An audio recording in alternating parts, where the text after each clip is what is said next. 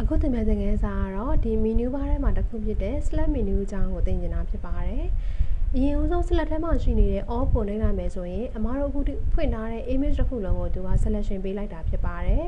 ။ select ထဲမှာရှိနေတဲ့ deselect ကတော့ selection ကိုပြန်ပြီးတော့ဖြောက်တာဖြစ်ပါတယ်။ keyboard ကနေသုံးမယ်ဆိုရင်တော့ control နဲ့ D နဲ့ကိုသုံးပါတယ်။ဖြောက်လိုက်တဲ့ selection ကိုပြန်ခေါ်မယ်ဆိုရင်တော့ select ထဲမှာရှိနေတဲ့ we select ကိုနှိပ်မယ်ဆိုရင်ဖြတ်ထားတဲ့ selection ကိုပြန်ခေါ်တာဖြစ်ပါတယ်။ select ထဲမှာရှိနေတဲ့ all ကတော့ image တစ်ခုလုံးကို selection ပေးတာဖြစ်ပြီးတော့ deselect ကတော့ selection ကိုပြန်ပြီးတော့ဖြတ်တာဖြစ်ပါတယ်။ select ထဲမှာရှိနေတဲ့ we select ကတော့ selection ကိုပြန်ပြီးတော့ခေါ်တာဖြစ်ပါတယ်။ဖြတ်ထားတဲ့ selection ကိုပြန်ခေါ်တာပါ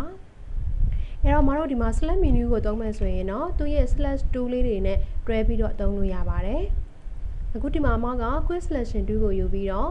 ဒီအဝါရောင်ပန်းပွင့်လေးကို selection ပေးလိုက်မယ်ဆိုပါတော့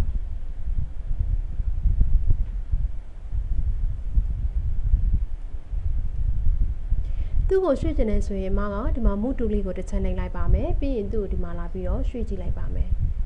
ဒါဆိုရင်မတို့ဒီမှာ selection ပေးထားတဲ့နေရာလေးကရွှေ့သွားတာဖြစ်ပါတယ် control ဆက်ကိုပြန်ခေါ်လိုက်ပါမယ်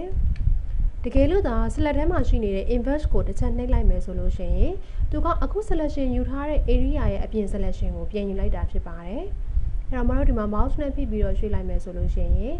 ဆောင်းနာတော့က selection ယူထားတဲ့ area ရဲ့အပြင်ကို selection ပြန်ယူလိုက်တာဖြစ်တဲ့အတွက်ကြောင့်မလို့သူ့ရဲ့အပြင် area တွေကရွှေ့သွားမှာဖြစ်ပါတယ်အဲ့တော့အရင်ဦးဆုံးမှာကဒီမှာ selection တစ်ခုပေးလိုက်ပါမယ်အခုပေးလိုက်တဲ့ selection area မဟုတ်ဘဲနဲ့သူ့ရဲ့ပြင်ပ area ကိုလိုချင်တယ်ဆိုရင်တော့ select ထဲမှာရှိနေတဲ့ inverse ကိုနှိပ်ပါမယ်ဒီအတွင်း area ကိုပြန်လိုချင်တယ်ဆိုရင်တော့ select ထဲမှာရှိနေတဲ့ inverse လေးကိုပြန်ပြီးတော့နှိပ်လိုက်ရင်ဒါသူ့ရဲ့အတွင်း selection လေးကိုပြန်ရမှာဖြစ်ပါတယ် selection ဖြောက်မယ်ဆိုရင်တော့ deselect ကိုနှိပ်ပေးပါ